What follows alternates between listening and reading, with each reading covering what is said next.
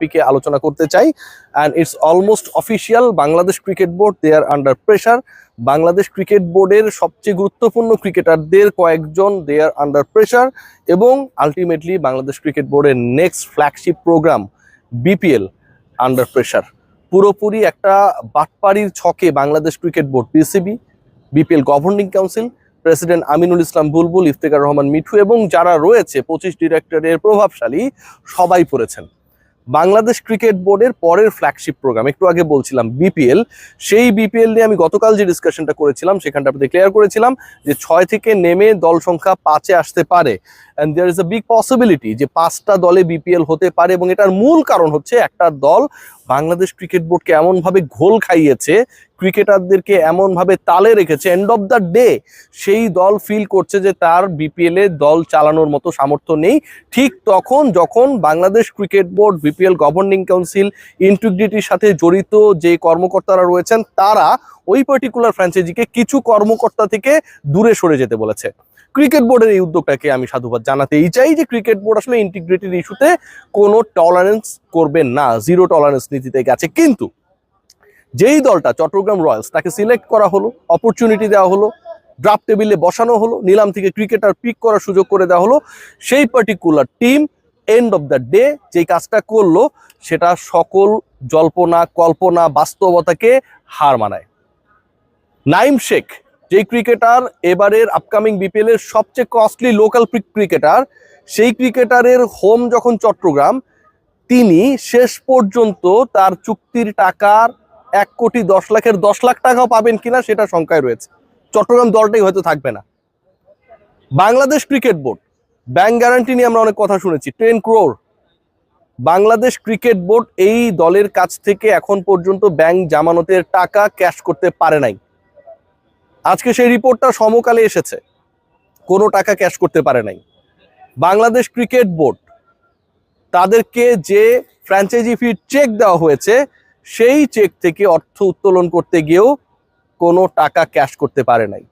Bangladesh cricket বোর্ডের একজন কর্মকর্তার নাম প্রকাশে অনিচ্ছুক, তিনি জানিয়েছেন যে 6টা দল রয়েছে, সেই 6 দলের সাথে অন্তত 3টা দলে, 3টা মানে 50% টিমসের মধ্যে জড়িত ব্যক্তিদের ইন্টিগ্রিটি, স্বচ্ছতা নিয়ে সমস্যা রয়েছে।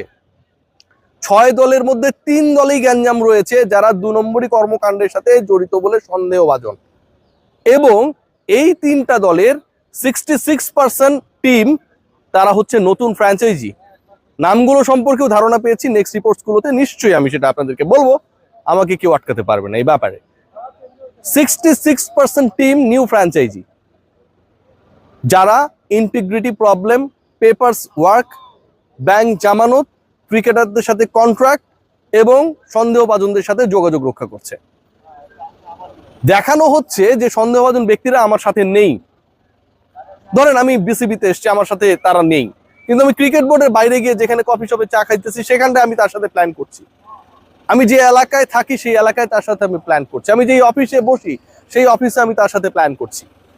এমন ভাবে জড়িত Bangladesh cricket board, BCB right now they are helpless. তারা কিভাবে এটা থেকে বের হবে তারা সেই ওয়ে আউট খুঁজে পাচ্ছে না। নাইম শেখ কিভাবে 1,10,00,000 পাবে চিন্তা করে দেখতে পারেন।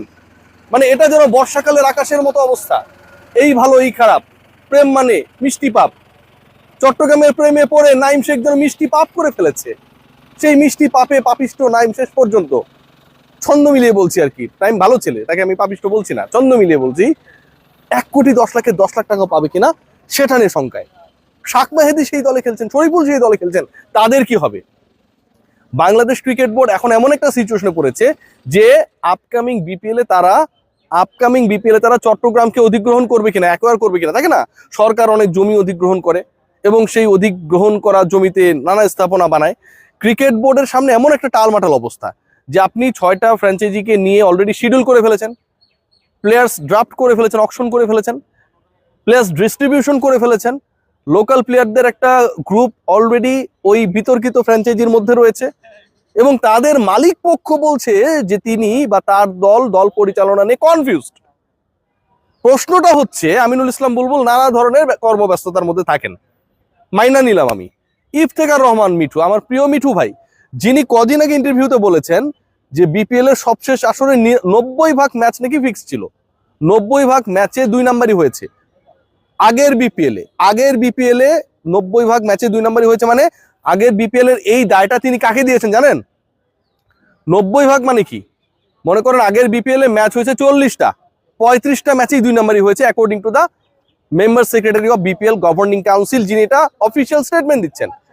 ইন্টারেস্টিং পার্ট যেটা, তিনি এখানে দায়ী করছেন কাদের? দায়ী করছেন নাজমুল আবেদিন ফাহিমকে, দায়ী করছেন আমার অত্যন্ত প্রিয় ফারুক ভাইকে, ফারুক ভাই আসসালামু আলাইকুম, ফারুক ভাইকে, এবং তিনি দায়ী করছেন আগের বিপিএল এ যেই দলগুলো খেলেছিল, ধরেন বর্তমানে চট্টগ্রাম রয়্যালস আগের বিপিএল এ ছিল না, নোয়াখালী এক্সপ্রেস আগের বিপিএল এ ছিল না, সিলেটের নতুন যে দলটা এসেছে আগের বিপিএল এ ছিল না। আগের বিপিএল এ ছিল কে?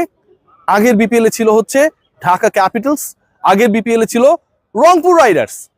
ইফতেখার রহমান মিঠু তার মানে বলছেন 90% ম্যাচ যদি ফিক্সিং হয়, তার মানে তো এই 90%-এর বাইরে কোনোভাবে আপনি ঢাকা ক্যাপিটালস রংপুর রাইডার্সকে খেলতে পারবেন না।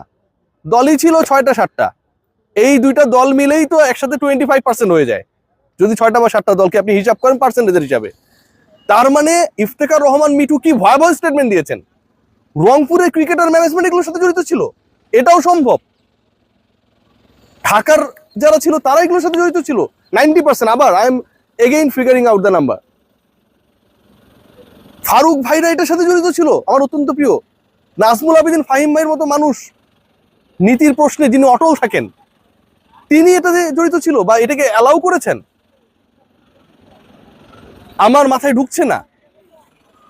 আচ্ছা, সেটা যদি হয় তাহলে ইফতেখার রহমান মিঠু যখন বাংলাদেশ ক্রিকেট বোর্ডের বিপিএল এর মেম্বার সেক্রেটারি, সেই সময়টায় কিভাবে চট্টগ্রাম রয়্যালস এর মতো একটা দল, যেই দলের মালিক স্টিল কনফিউজ যে তিনি কিভাবে দল পরিচালনা করবেন, সেই জায়গাটা নিয়ে তিনি ক্লিয়ার না, সেই দলটা কিভাবে এখানটা ঢুকে গেল?